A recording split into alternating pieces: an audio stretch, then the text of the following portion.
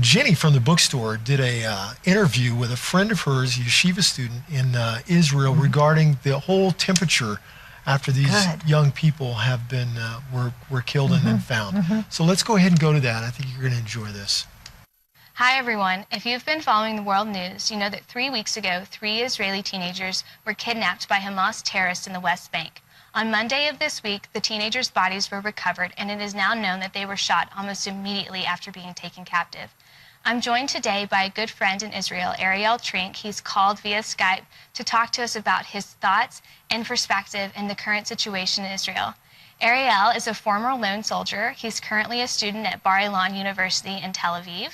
Hi, Ariel. Thank you so much for joining us today. It means a lot to me personally, and I know it means a lot to everyone watching. Can you talk to me a little bit about how you're feeling personally, maybe how your family's feeling? I know that, you know, when one Jewish mother grieves, they all grieve. So just talk to us a bit about that. I think the feeling is just sadness. Since 3 weeks ago when the boys went missing. It's something that's been just constantly on my mind.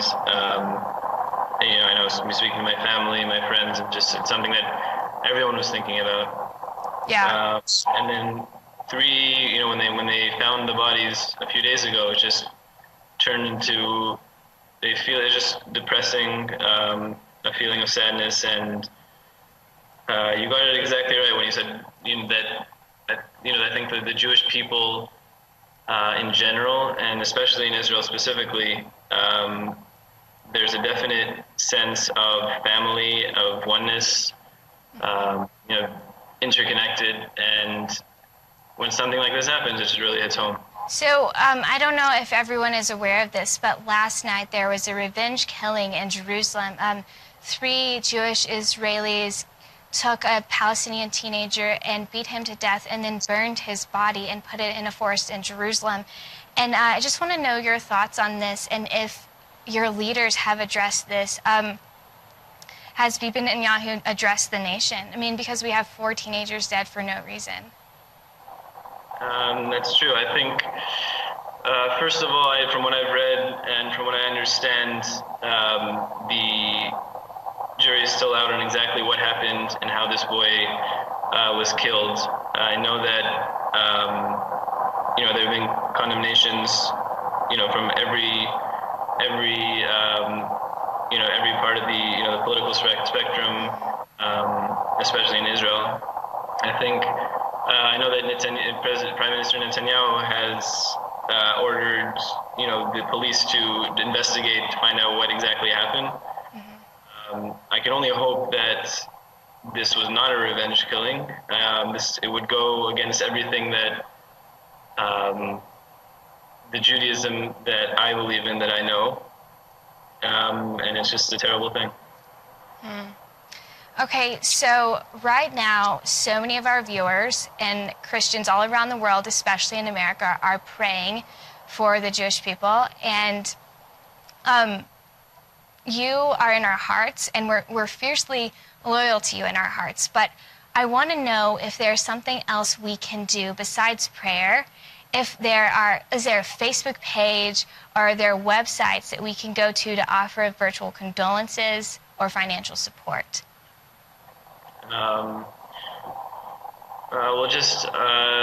Just from what I know, there are 2 major organizations that deal with victims of terror.